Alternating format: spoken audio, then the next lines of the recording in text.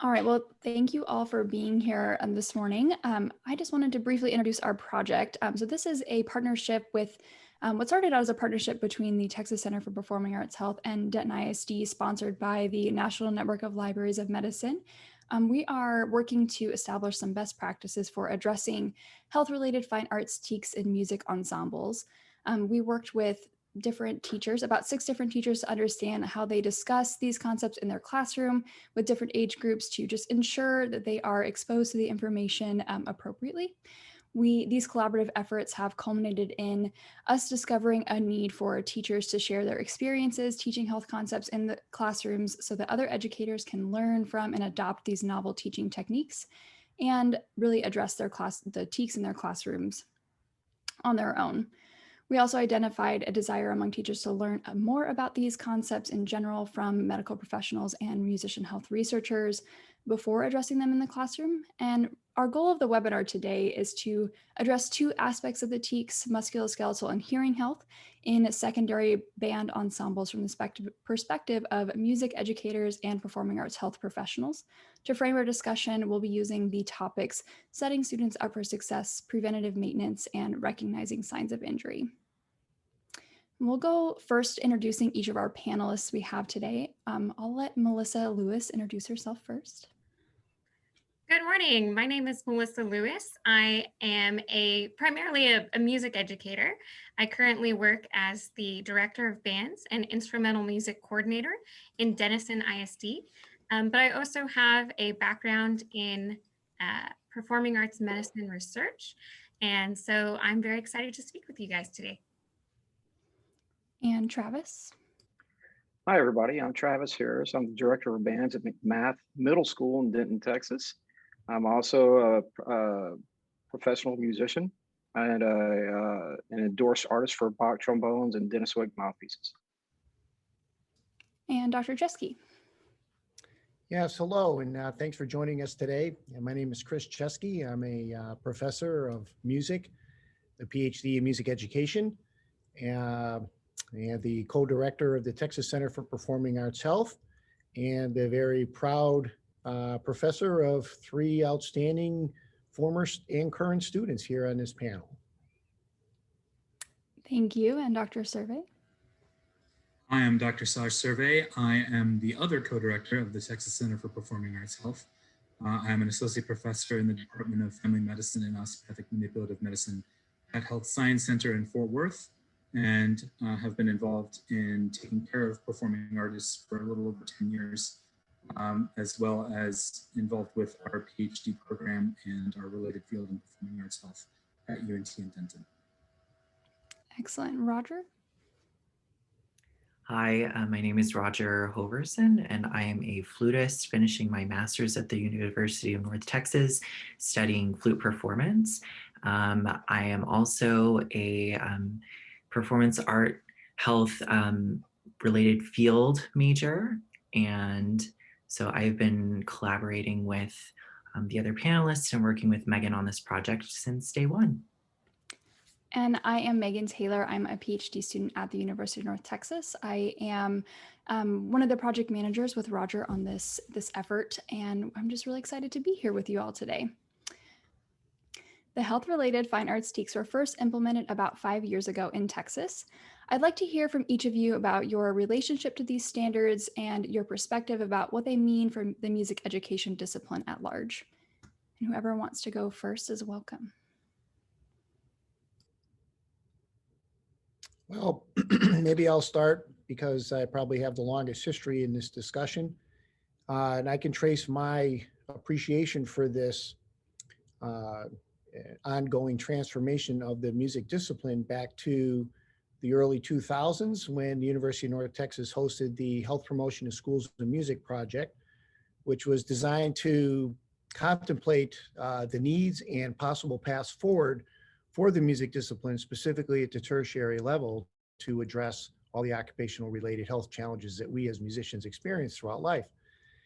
And the consequences of that did lead to a ratified set of accreditation standards, 2011, I believe, that challenges all NASM accredited college programs to embed this kind of knowledge and competency into the tertiary situation. And as a consequence of that, there were two national associations, NAFME and MTNA, that asked me to write position statements for those associations, which I did, kind of implying that they would be attentive to these issues and sort of steer their agenda towards these ends. And then as a consequence of that, the Texas Education Agency reached out to me and asked, how relevant is this to middle school and high school music activities for the state of Texas? And that was one of those very, very forward-thinking and exciting perspectives that was brought to my attention at the time, because it seemed like a dream come true. Like, wow, we could finally be encouraging this kind of education to be brought to children in these settings. So that's what basically prompted another set of discussions about the details of what might be in the TEKS, which were then proposed and ratified, and now sitting there for us to fully exploit in a positive way on behalf of students. I can go next. So my relationship with the change in the TEKS, I moved to Texas in 2014, so right in between the zone where they were initially ratified, but before they had taken effect. And so my relationship to them is as essentially a subject matter expert. My expertise is in musculoskeletal medicine. And so my role with the Texas Center for Performing Arts Health has enabled me to interface with several music educators, both current and future music educators, through our work with Denton ISD, through our work with our grad students.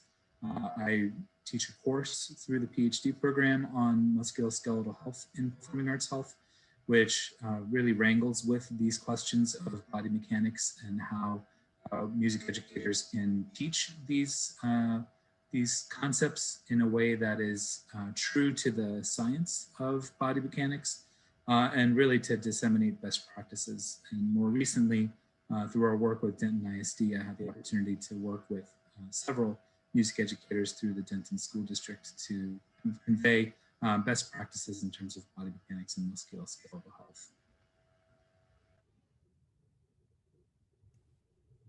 I can go, excuse me, I can go next. So during my time as an undergrad at UNT, I first started looking at the TEKS both from the perspective of a music education major, but also through the lens of this performing arts medicine view. So I did a paper back in my undergraduate years looking at and comparing the music education TEKS and the physical education TEKS, which first sort of sparked my interest in this as it started to evolve. When I began teaching, that was right around the time, a couple years before the new TEKS came out. And in the course of my years of teaching, I've had the opportunity to do a few professional development clinics, both in Frisco ISD and at the Texas Bandmasters Association, on how to implement these TEKS into the course of a secondary music education classroom.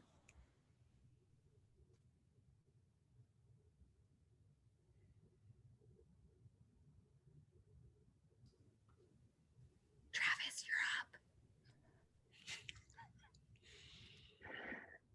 Hey, as a middle school band director, of course, the TEKS are an integral part of my daily planning and my weekly planning, short-term, long-term, micro and macro planning and rehearsal techniques.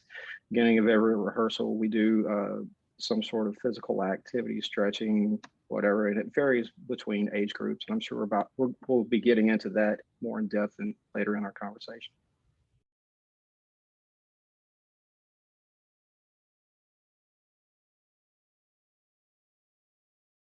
From your perspective, what does it look like for students to successfully meet the Health and Fine Arts TEKS in your classroom? Well, I mean, that is, for me, that's careful advanced planning, which depends on from where I get them at point A, from where I plan to be, very macro, either at the semester break or at the end of the year break. So I plan I plan micro first. Or I mean, I plan macro first from where I want to be, and then work backwards from that as far as strength training. Now I say strength training with the quotes around it. We don't do stuff like micro fiber tears and things like that to build muscle. We're just talking about kids being able to hold instruments correctly, and the stretching that goes along with that to make sure that they're, especially the littles, whenever they're picking up big instruments. So I plan macro where I want them to be, and then go micro day to day. Where were we yesterday? This is where I want to plan to be by the end of the week. Yeah, and to build off what Travis is saying, I think there's definitely that constant formative assessment to see, how kids are doing successfully in the course of a class, in the course of a week, in the course of a semester. As a high school director, obviously marching band in Texas is a big part of what I do. And so there is a lot of that pre-season planning to take them from sitting on the couch all summer to being able to do an 8-minute show that's very physically demanding. So a lot of the success for the students to meet those TEKS happens from the teacher side, the pre-planning going into the course of the semester. And then, like I said, there's that constant formative assessment to see how those individuals are meeting the standard.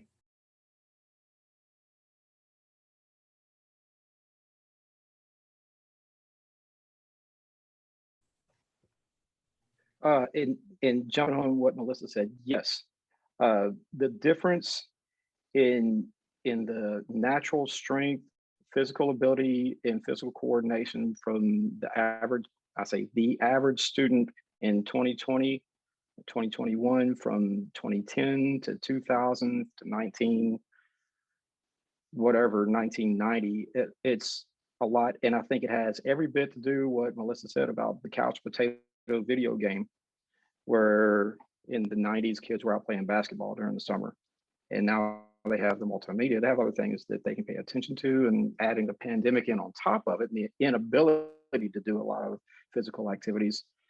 I agree exactly what Melissa just said, the whole couch potato aspect. So we have to start a lot lighter and go a lot slower to get them where we want them to be, to have the good posture and the strength to hold an instrument and play it correctly, so they don't injure themselves later. What do you think, Melissa? I think to build on that too, there are definitely differences based on where you are in the state. Having taught previously in a more suburban setting to now where I'm at now, a more rural setting, there are differences across just based where you are in the state.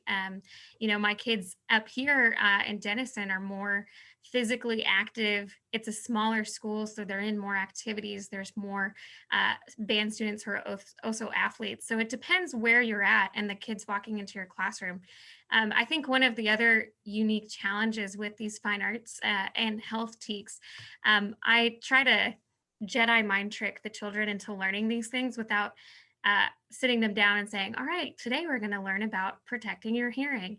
I think the more that I can seamlessly integrate it into what we're doing anyway in the band class, the more effective it is for the kids to just sort of learn these habits without having today is our health day. I think if I can seamlessly integrate it, it'll be more effective.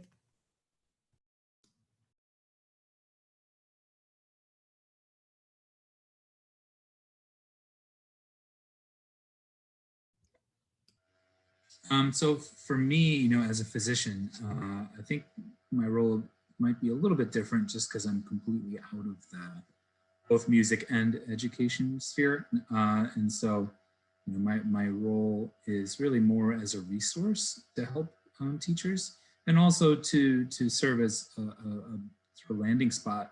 So if you are running into kids who are having medical problems, to know that there are experts out there who can provide medical care to musicians who are having an injury, and work and partner with the teachers. This is something that I do fairly regularly in my practice, is to partner with, especially in the collegiate scene, if it's a collegiate musician that I'm dealing with, working with their studio teacher. If it's a high school student, working with their band director to try to figure out what's going to work out best. So that is kind of where I fall on the clinician side. As a researcher, I guess the role I play and many other researchers around the world play is to sort of produce and disseminate and critique the existing knowledge that we have in these areas, to have a critical, reflective voice on what we do consider as state-of-art knowledge, and making sure that we do hold accountable to our ideas. The notion that what we're thinking and propagating in these settings is actually based on good science and good research. And as of this point, in our history of performing arts health, performing arts medicine, there's a lot of issues in that regard that need to be continued critically, or reflected on critically, so that we move the knowledge closer and closer to truth and reality.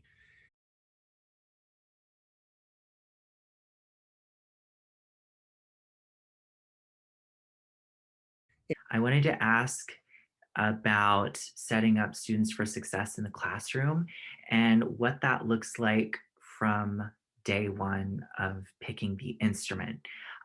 So Melissa, could you talk a little bit about how you screen for instrument use and how hypermobility can play a role in that process? Absolutely. So screening instruments is one of my favorite days of the year. A student is never more excited than the day that they get to pick their instrument. And I like to bring it back to that Harry Potter reference of, the wand chooses the wizard. In some ways, the instrument chooses the student. As Travis can attest, every instrument has a unique set of attributes to it that can impact how the student approaches it. So on clarinet, you're controlling multiple keys with your pinky. Bassoon, you're doing the same thing but with your thumb, versus the weight of a tuba, and the way that you approach using just a couple fingers to press the valves down. So each instrument comes with a unique set of physical, I don't want to say difficulties, but physical things you have to think about. And I like to look for hypermobility when I'm screening students for instrument placement, not as a way to, take a student away from an instrument, but just as another thing to consider.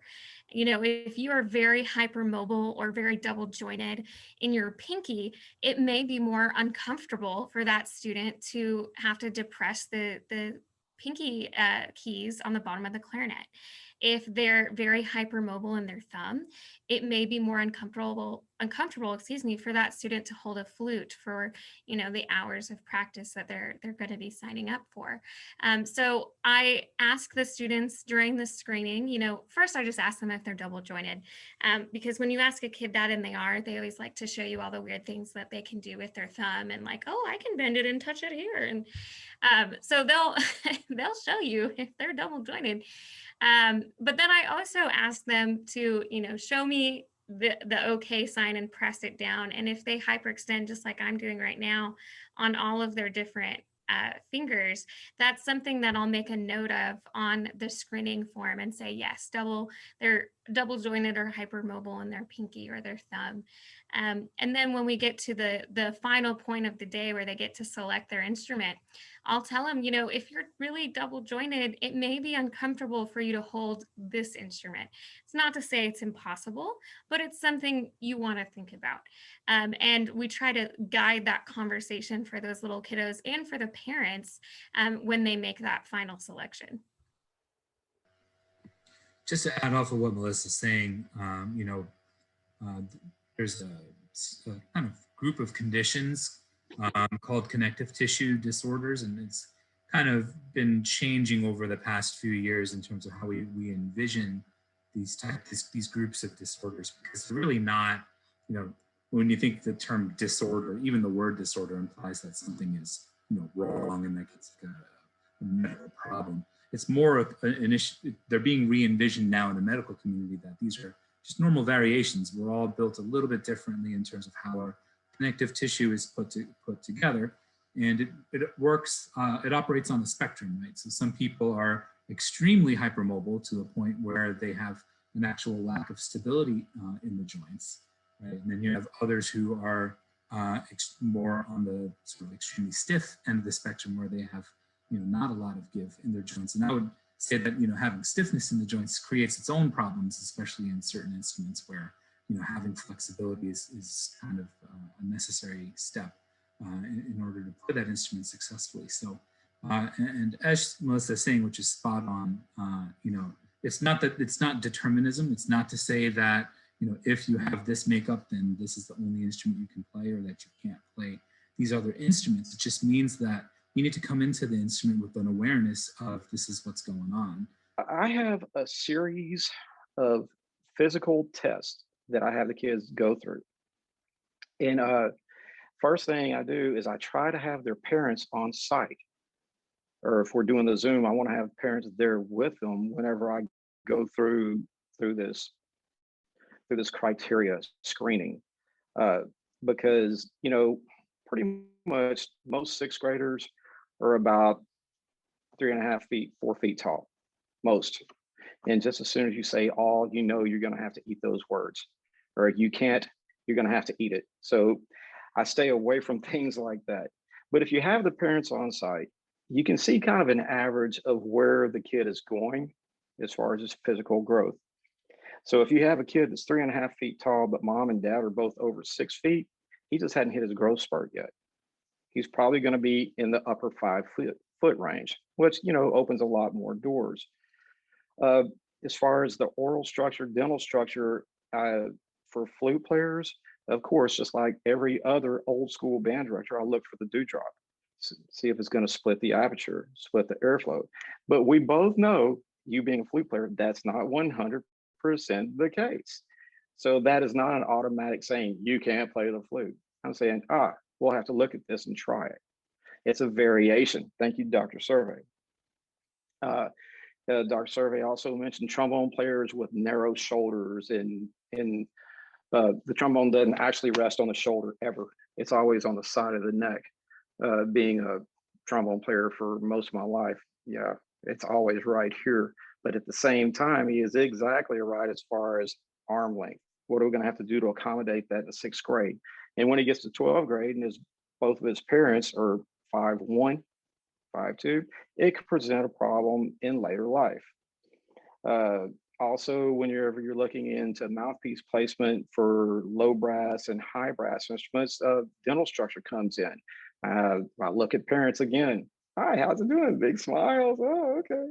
And then if the kid has a very flat front, well, that automatically says trumpet clarinet.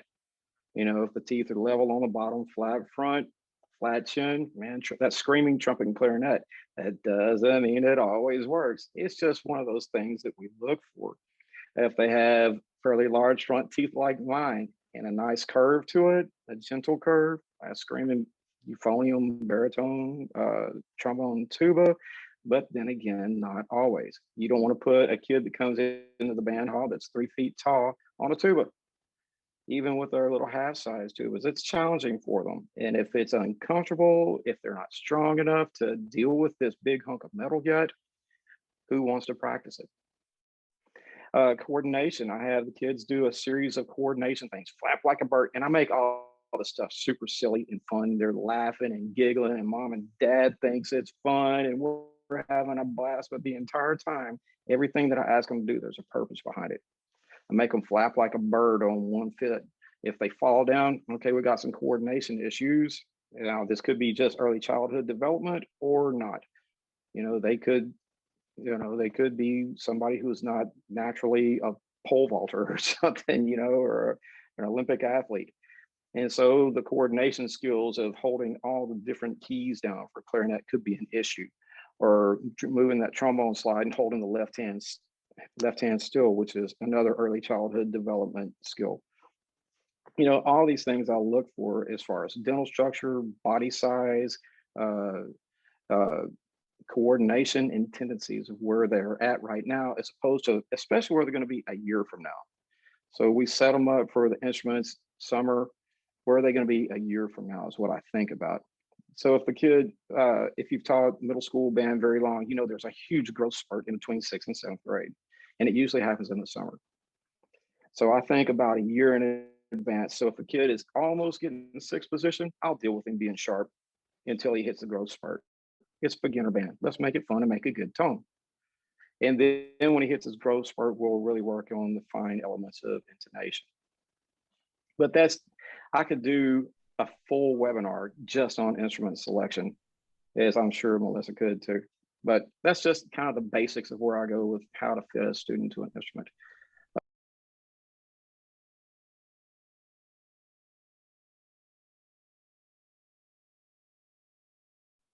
And it goes back to, again, what Melissa and I were both agreeing on earlier. A lot of kids just aren't physically strong right now. May it be pandemic, may it be video games, may it be the ability to do nothing and still be able to do something, do nothing physically and still get something done. I don't know. I'm not into that end of science, but what I do know is a lot of times my students aren't ready to deal with a half hour of holding a trumpet like this. And when you really think about it, a lot of adults aren't either. So first thing we do, I recognize that a kid is a kid and they're not a seasoned professional. In their triceps, deltoids, trapezius muscles, Serge, Dr. Survey, you may, Saj, Dr. Survey, it's coming. You may want to dump that. Anyway, Dr. Survey, you may want to chime in on this because you're the doctor. But it seems to me that the deltoids, trapezius, and triceps on a 6th grade student, a lot of times aren't prepared to do what we need them to do. So the first thing we do, we work on gentle stretching. Just gentle stretching, get all the muscle groups warmed up and get the blood flow going. And then we do basic strength building. I'm talking what we do in the band hall, we use what we got. We can do push-ups and we start with assisted push-ups. And I absolutely hate the term girl push-ups. Has anybody ever heard that? Because I know lots of females who can bury me on push-ups. Lots of them, okay? So please, directors out there, don't use that term. Use assisted push-ups. Yeah, we don't do that anymore. So anyway, everybody starts with assisted push-ups, including myself. I can do a lot of push-ups, but if I'm not modeling it correctly for them, they don't know what to do. So we do it together and we get stronger together. And of course, that builds your core as well as the muscle groups that we just talked about.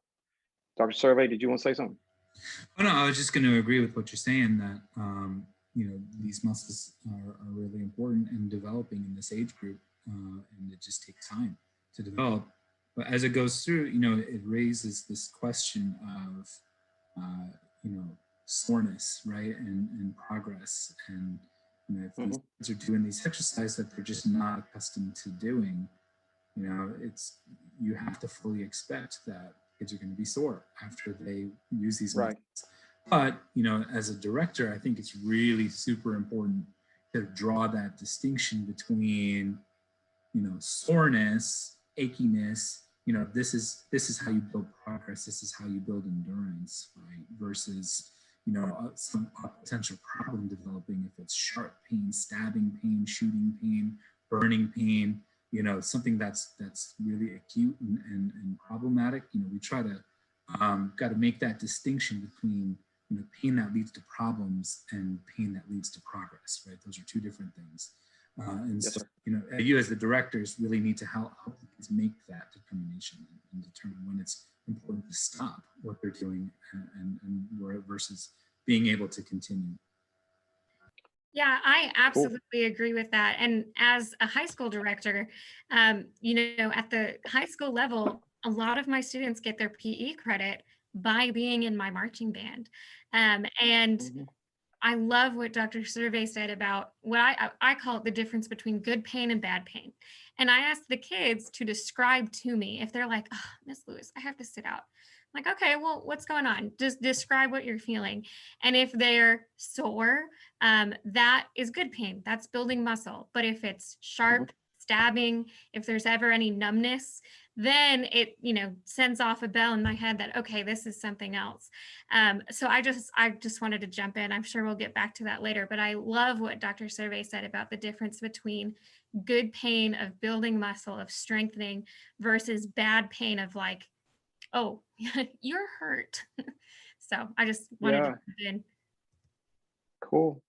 In the way that I agree 100% with Dr. Survey and Melissa both, in the way that I avoid the bad hurt thing, I describe to them, yeah, if you're a little bit sore, good, you need to be. That's what we're doing. We're building a little bit of strength. And like I start with 9 push-ups and then move to 11. And then I don't do push-ups every day. I alternate. And we do bicep curls because, of course, that's going to help your forearms, your grip, as well as biceps holding up the instrument. But we do it with a chair. We don't go to the weight room and try to lift heavy weights. We do normal bicep curls, and I make them do hammer curls too. And it's all with the chair that they sit in. And we'll start with 7, just to turn those muscle groups on so they know that they're there. And the muscles saying, hey, we got to do this. And then they get bigger and they get stronger. But the thing is also what Melissa was saying, I'm constantly watching. Am I looking for a kid that's struggling? If they're struggling, man, we got to do something else. And now we're not going to do something else tomorrow with that kid. That's too heavy. Put it down. I'll get something else for you in a second. And so is that a good pain or bad pain? I really love that terminology again, Dr. Survey.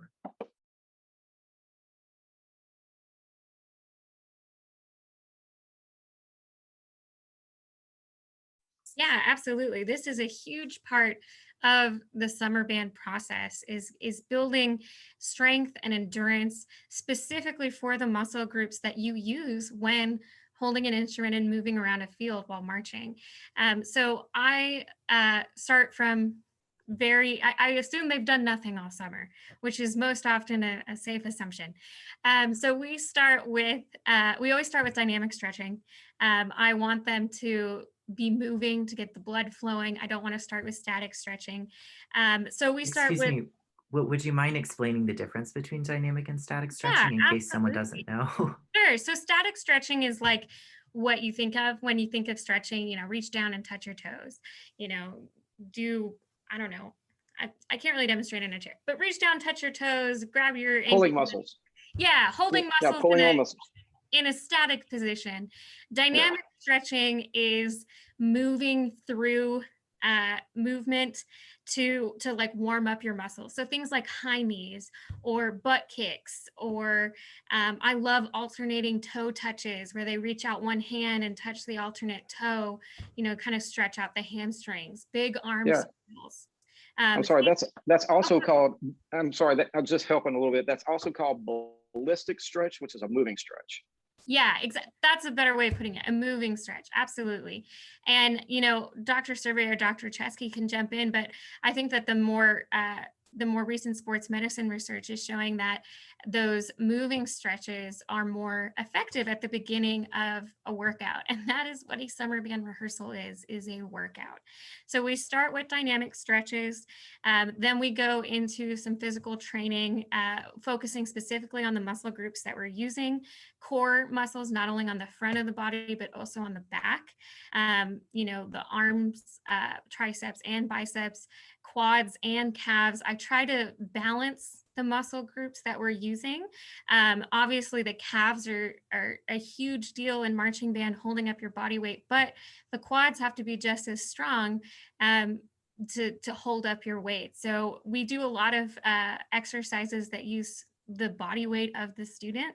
I do a lot of do this exercise for 30 seconds rather than do 25 or 50 push-ups, because I want to scaffold it to where the student is at that time. If they can only do 5 push-ups, but they do them with correct form, then that's what I want to see. And I tell them, I am all about form, and my other staff members, we are walking around and checking form. So much of what the marching band director does is really more of a coach standpoint. I'm looking for correct form. I'm looking that, they're doing these exercises correctly. They're not going way past and the squat and putting their knees over their toes, because if they do it wrong, it's not helping anybody. So that's sort of our warm up and our stretching at the beginning of rehearsal.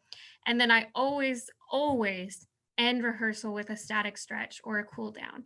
And I teach them the same series of stretches. These are where we start to use the static stretches. And by the end of summer band, they should know the series of static stretches, and I can give announcements at the same time while they're doing these static stretches. But I think it's important both mentally and physically for them to have that quiet moment at the end of rehearsal to cool down their body before we go into something else.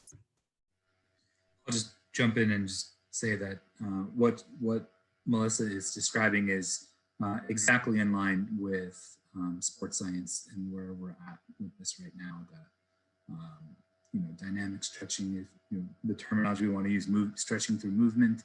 More cardiovascular stretching. There's 100 terms for it, but the point is you're doing motions that are more indicative of what you're going to be doing in the future. So if you're going to run, you would warm up by walking. If you're going to be marching, you would warm up by doing high knees or something like that. So using motion to try to do the warm up piece is really important. And the role of static stretching is really as a cool down. And that's the importance of cool down, right? Giving your body space to recover and kind of ease your way into recovery rather than having peak physical performance and then just stopping and just going and doing something else, or just sitting down and doing nothing. And the body needs to have some time to de-escalate.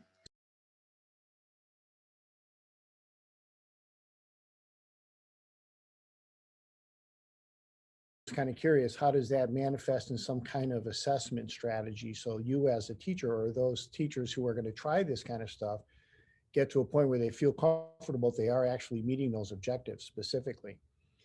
Before we move on to awareness and knowledge, which I think these steps would do, then self-assessment and modification based on that assessment. So I'm kind of curious as to how would you report, for example, if somebody was to come in and evaluate your process as a way to see if these techniques were actually successful through some kind of assessment process?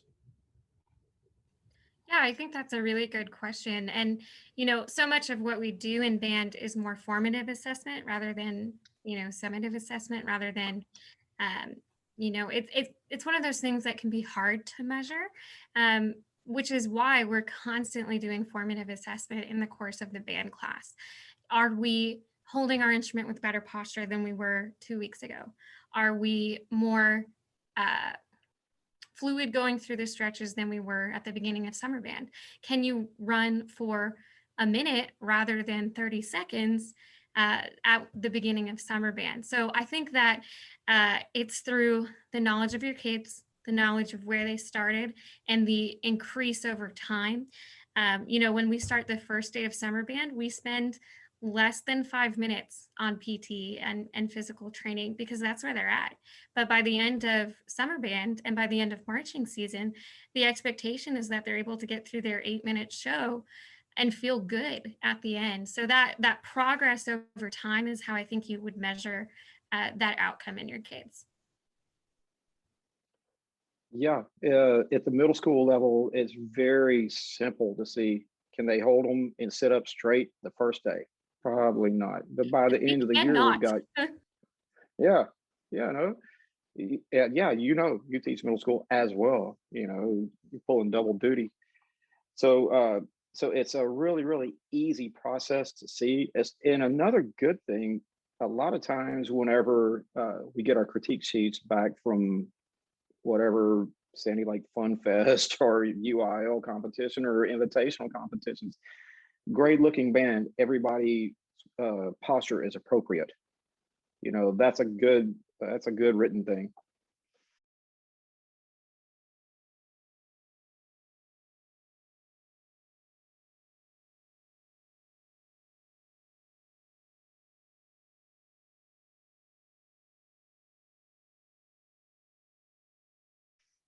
Yeah, so I try to do a mix of activities both on the instrument and away from the instrument. And if I'm doing it right, the kids won't know that that's the purpose behind it. So I involve singing, fingering patterns versus having the instrument on the face, jumping around different sections. So, let's hear just the brass or just the woodwinds. Um, so I'm doing things that are involving different groups, doing things that maybe have them playing on the instrument or just fingering passages, or doing things at different dynamic levels. That's proven to lower the overall risk towards hearing health. So, maybe we'll do something where we're just pushing air, or we'll do something where um, we're playing, but I turn the metronome down really low so I can hear just what's happening with their fingers. And not only is that good from a management of hearing health risk, but it's also an effective teaching tool. So like I said, if I'm doing it right, they won't know that that's why I'm doing it, but it has that added benefit on both the instrument pedagogical side and the management of musculoskeletal and hearing health side. Oh, great. Fabulous. I love all of that. That's wonderful. We do pretty much every bit of that. And the way that I package that is it's kind of like interval training for a workout. Uh, uh, I guess a good way the way that I tell the kids is you can't train a Kentucky Derby winning racehorse walking him around the track. You got to be able to step on the gas, but we don't step on the gas 100%, 100% of the time, which promotes everything that Melissa just said. Also, strategic placement of instrumentalists. You don't want to put a trombone player promoting good posture, aiming right at the back of the head of a trumpet player. Well, at least most trumpet players. Sorry, Chesky. Sorry, just a little jab. It's the whole trumpet trombone rivalry thing. We all have trumpet envy, man, and it's your fault. No, but seriously, you don't want to put a kid blowing right in the back of another kid's head ever. So, placing them to the side and appropriate depth in between your rows is another good thing. As far as chop fatigue, like I said, it's interval training.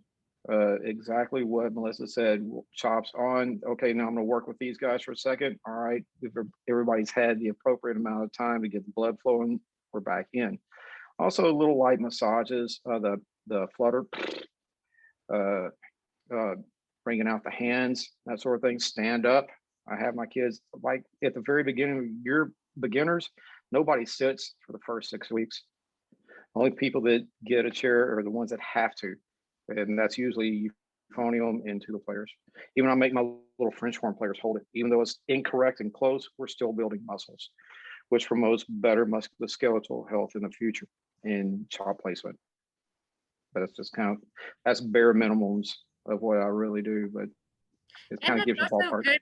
It's also good from a classroom management standpoint, especially for the little kids. Like, all right, guys, just shake it out. Be silly for a second. Shake it out. Okay, now let's come back in. So, the reason why I get super excited talking about this topic is not only does it make you a healthier musician, but it's just good teaching to mix it up, to do something different, to refocus them. And yeah, I just love it.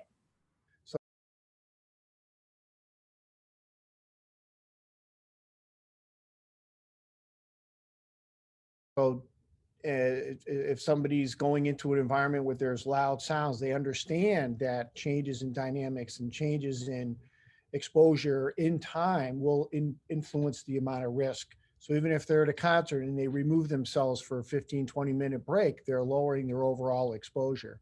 Or they're in a work situation where there's loud sounds, they know that discontinuation of sounds is a lot more detrimental, even though it may not be that high a level, than higher levels intermittently throughout time. And, these kinds of things, or even, shaking your hands and doing things as a reflection of what you would do in time could be something that could be instilled as a practice in other activities beyond music. So the transferability, I would expect, would come from the teacher making the point that these skills are relevant. This is sort of the application of the TEKS, well beyond the musical context and musician health.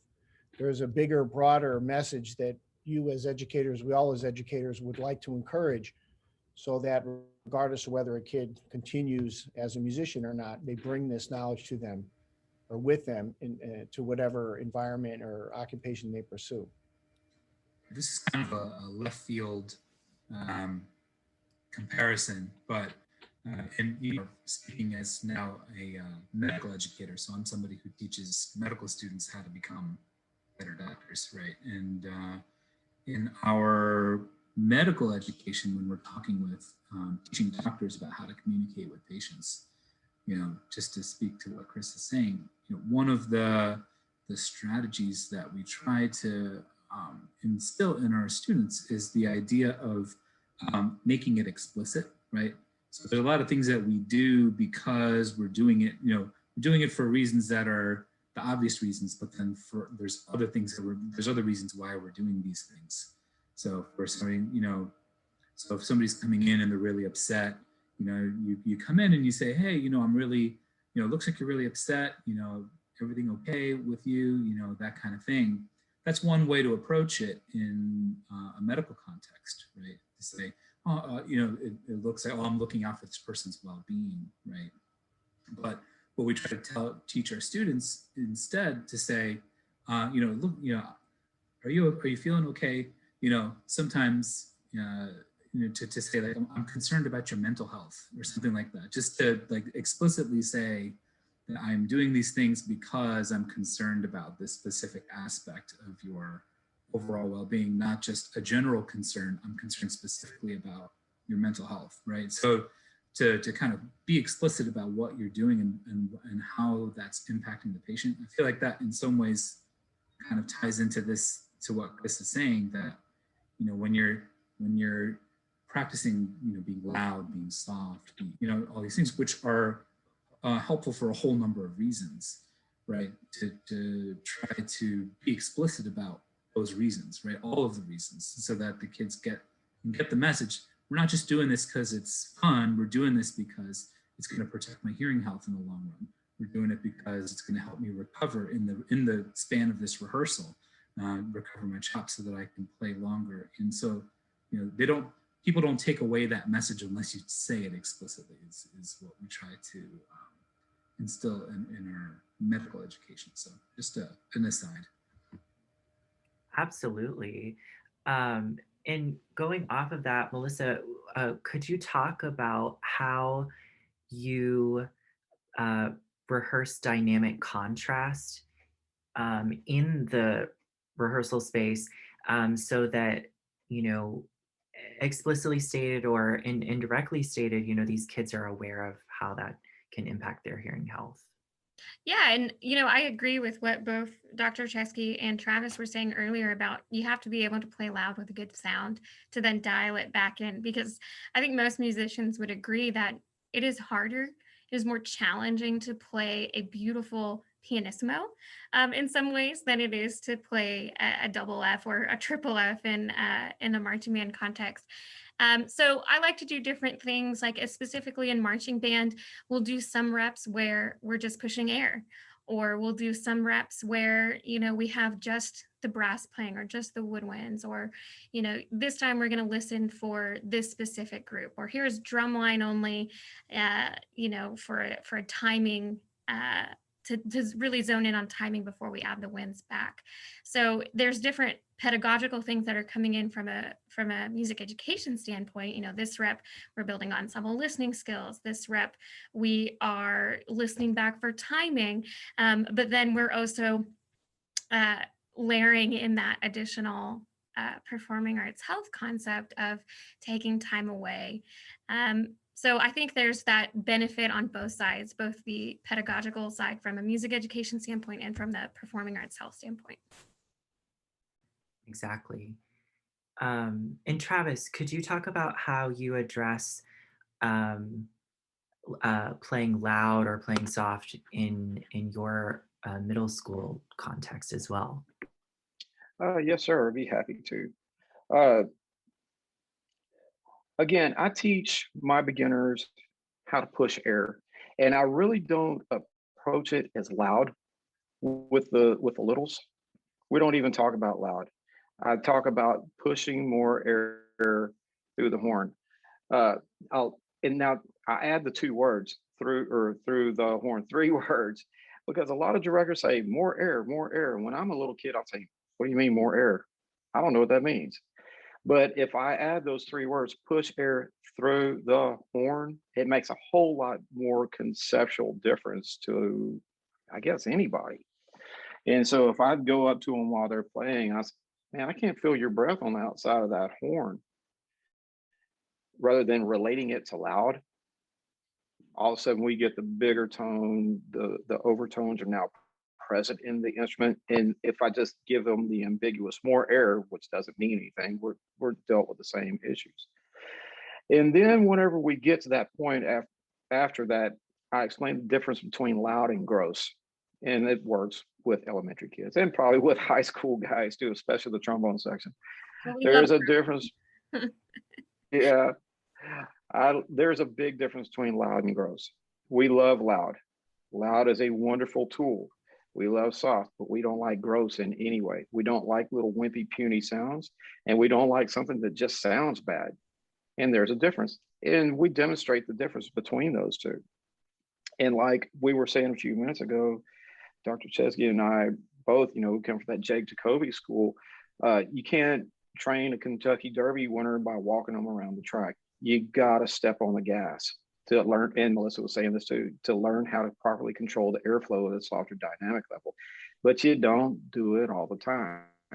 You don't have your foot all the way to the floor on your car all the time. Why would you do that to your body? And so we promote airflow all the way through the instrument. And then we explain and demonstrate and let them demonstrate the difference between loud and gross. For different types of learning learners, visual learners, I'll write a scale from 1 to 10. Okay, we're never going to play a 9 or 10. We're not going to play a 1 and a 2. So 5's in the middle, play me a 5. And whatever comes out, great. Now play me a 6. Okay, now play me a 7. Okay, so maybe that 5 is good. Maybe the 5 needs to be softer. Maybe it needs to be louder, but we got to be able to play an 8 and a 3. And you'd be surprised how quickly they grasp that concept and do it effectively within constant realms for physical, musculoskeletal, and hearing health. But that's just kind of the way I go about it.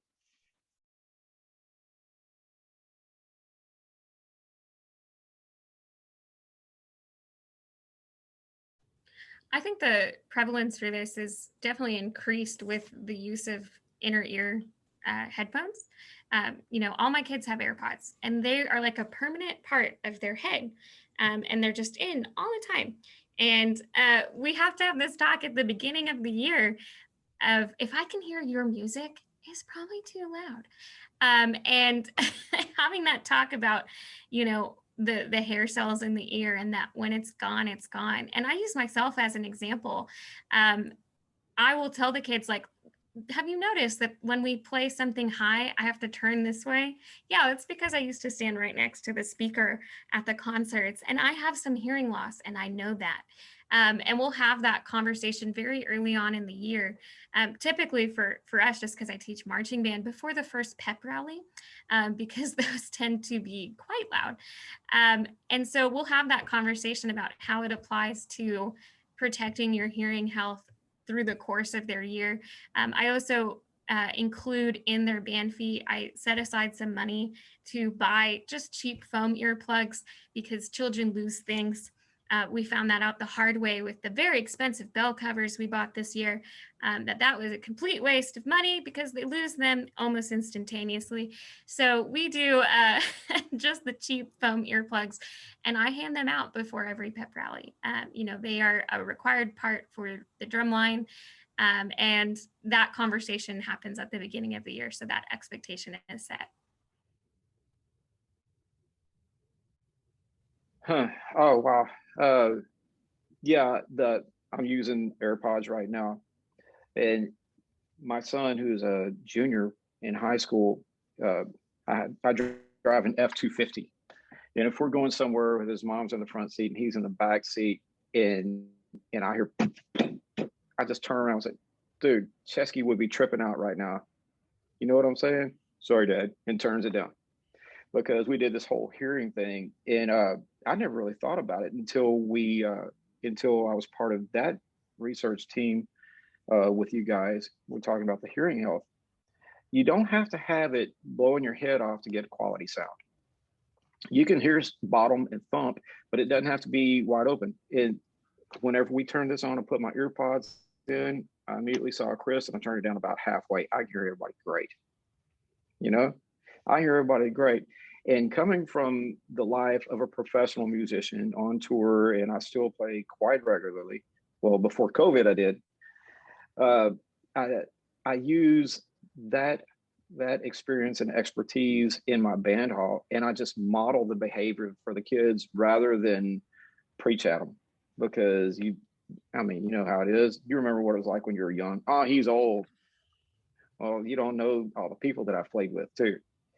But if I model the behavior, I like loud, I hate gross. And so that's the way that I put it to the kids, and I'll show them, this is gross. That's quality loud.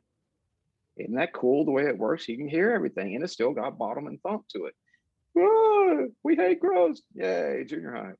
You know, so I just model what it is that they need to be listening for.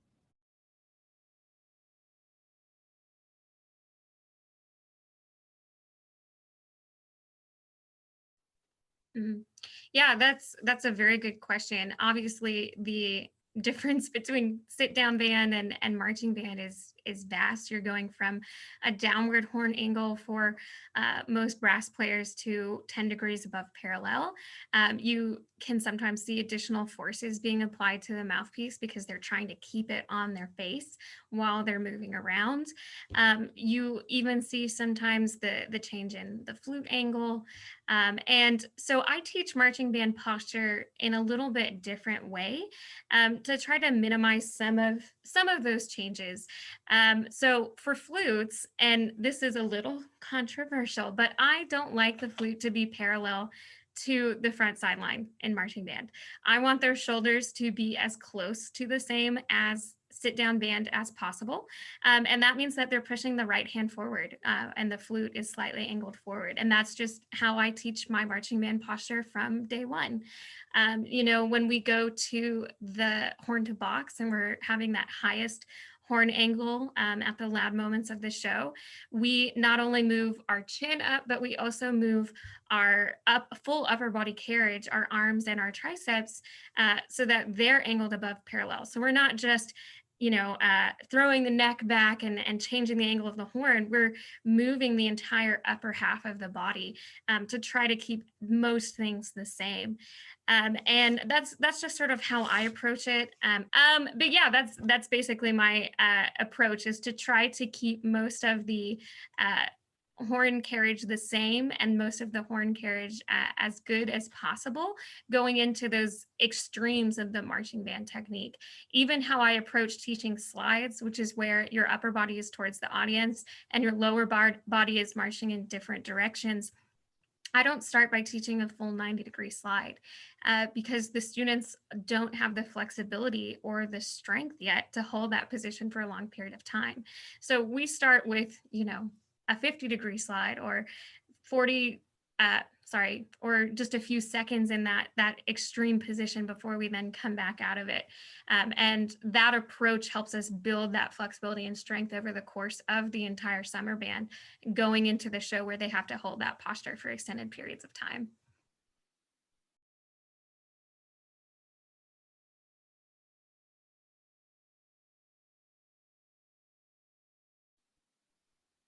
Travis, kind of keeping in line with this thread, would you like to talk about how observation plays a role in your rehearsal space, making sure that you have eyes on the students so that they build good postural habits?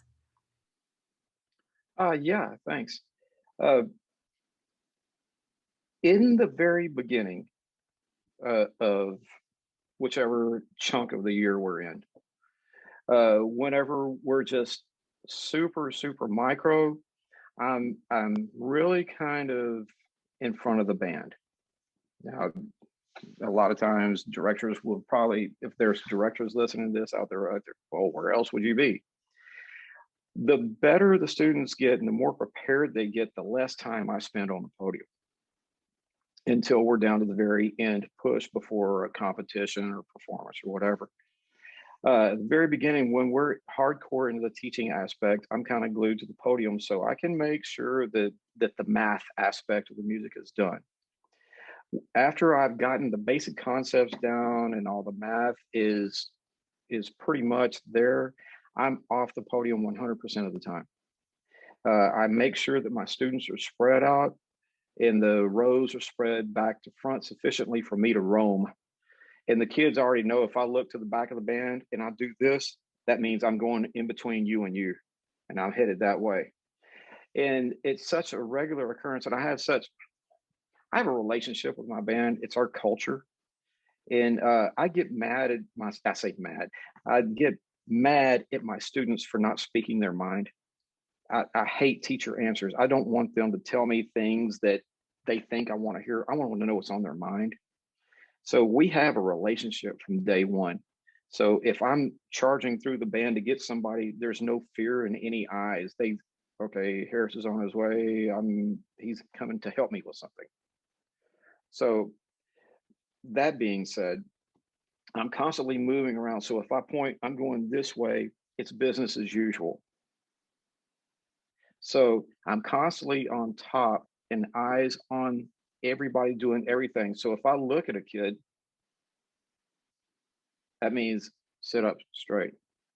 Or if somebody misses a note, we're getting back to the math aspect.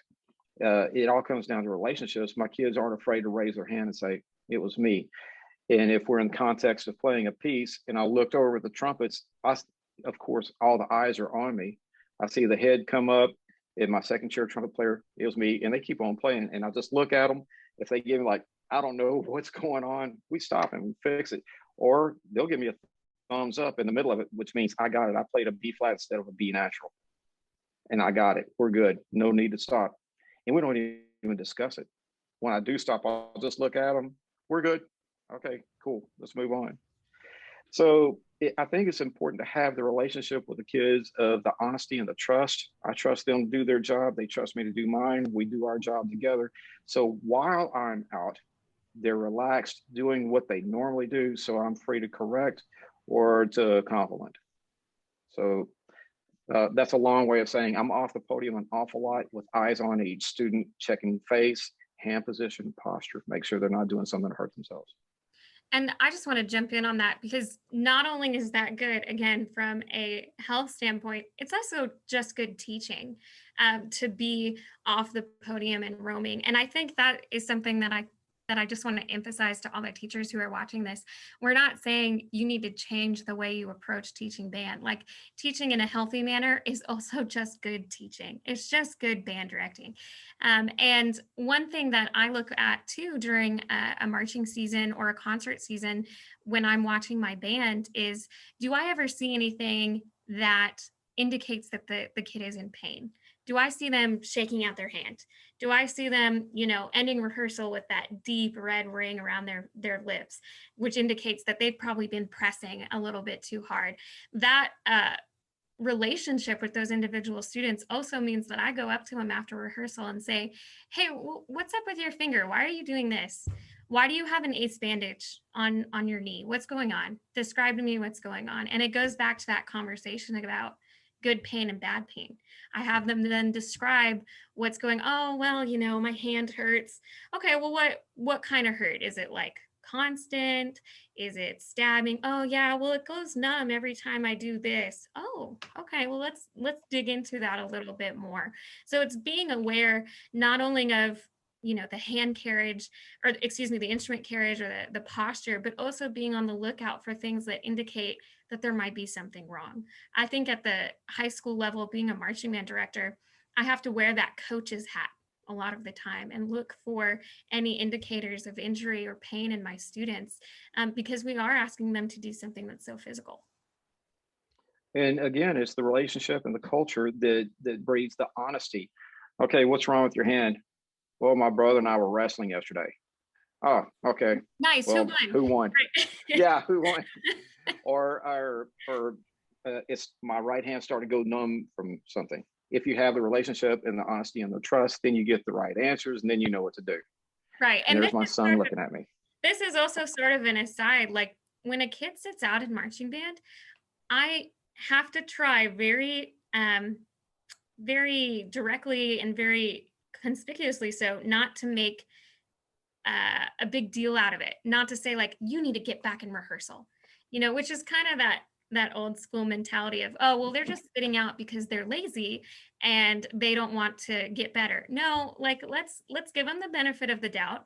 I have the culture in my program where I know the kids most of the time, 95% of the time, they want to do the right thing. So if they're sitting out, it's probably not because they're lazy and they just don't care. Something's probably going on. So let me get down off the podium. Let me get down out of the tower and go talk to that kiddo and see what's going on. And I think that's something really important to say specifically with the high school marching band thing. I don't ever want to make, the bad guy out of the kid sitting on the side. If they have a doctor's note that says, they got hit in the head with a softball and they need to sit out for 2 weeks, well, then that's what we're going to do. And I'm not going to say, well, you're letting the band down because you can't march this week's contest. Like, no, we're all in this together. And I have to assume that they're doing the right thing. You're exactly right. It's all about the culture. And if you have developed that culture with your kids, they're going to be there. And you got to, I'm going to tell a quick story. I got a note from a parent one time chewing me out. And I knew this parent.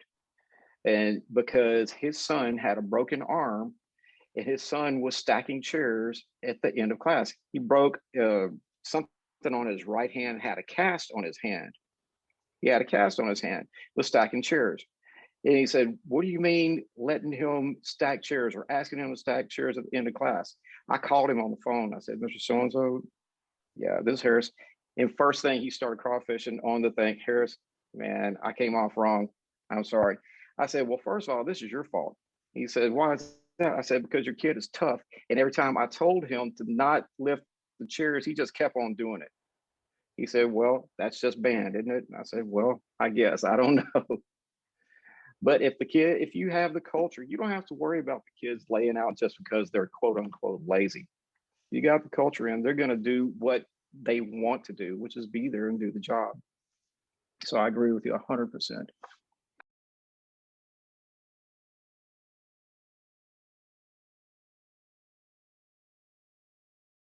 Well, I think there's a way to do it that doesn't isolate, one kid.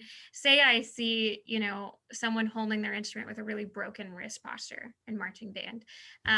I may correct that individual just by proximity.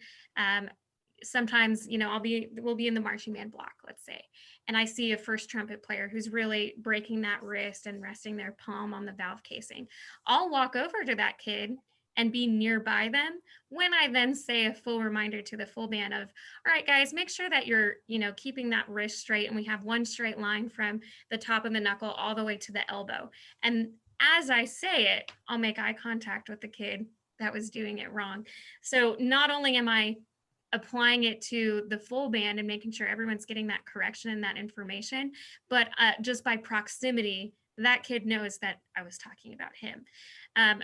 When it comes to, fixing things that could potentially be, like the cause of injury, we don't want to ever identify and say, little Susie, the reason why you're wearing that, bandage on your knees because you're hyperextending your knee while doing forward technique. We don't want to do anything that would, shine a spotlight on a kid specifically, but there are ways to address something to the full band where the one kid who's doing that mistake specifically knows. So talking about little Susie, and little Susie is always messing up. It's little Johnny and little Susie. They just can't ever get anything right. So, little Susie is hyperextending her knee when doing the forward march. I'll make sure to say to the full band, or even generally to the girls, because they tend to be the ones who hyperextend, say, okay, guys, make sure that when you look down at your feet, you can't see the top of your knee. If you can see the top of your knee, you're hyperextending your leg. And girls out in the band, you are more likely to do that just because of the nature of your flexibility. So be careful of that. I think that sort of gets to what you're saying in how we can apply those individual observations towards making a teaching moment that the full band can benefit from. Yeah, so Oh, the student is empowered to make some assessment. Yeah, exactly. Use the context to not only assess yourself, but learn how to assess these things, from a distance. So be able to assess others. Right, and you see that too from the student leadership aspect that is in the marching band setting. And most of the time, the student leaders are the upperclassmen. So that applies to the TEKS because their verb in the TEKS is more of the analyze and apply versus the younger kids who aren't in a leadership role yet. So it's about teaching them too, like what to look for. What does it look like from the profile when you see someone hyperextending versus not? And empowering those student leaders, those upperclassmen, to help make those kind of corrections as well. Well, that's excellent. Yeah. Whenever I was a high school director, it seems like our job when it comes to fundamentals is reinforcement and correction. Exactly what Melissa was saying, upperclassmen handle this horn carriage stuff and they do it. Or you can go over as you're walking through the band, as your lead trumpet player starts using incorrect hand position, just look at him, right hand. And that's all it takes. He knows what to do. Whereas on the middle school thing, I use every single bit of that, as Chris put, as a teaching moment. My trumpet player is sitting incorrectly and has poor hand position. I'll just look at him, Chris, freeze. Boop. Band, look at Chris. Chris, tell us what is wrong, or I'll tell him what is right about what you're doing. My mouthpiece is centered. Okay, what needs correction? Show us. And now Chris is the teacher of the class. He isn't called out of negativity. He is the teacher of the class. So, all right, now you get to go home today and tell mom and dad you taught everybody how to do things correctly. Chris remembers how to do things correctly. He feels good about being the teacher of the class, and the whole class gets to benefit from him teaching. Hey, maybe next time I'll get to be the teacher, which goes into our culture of relationships and trust.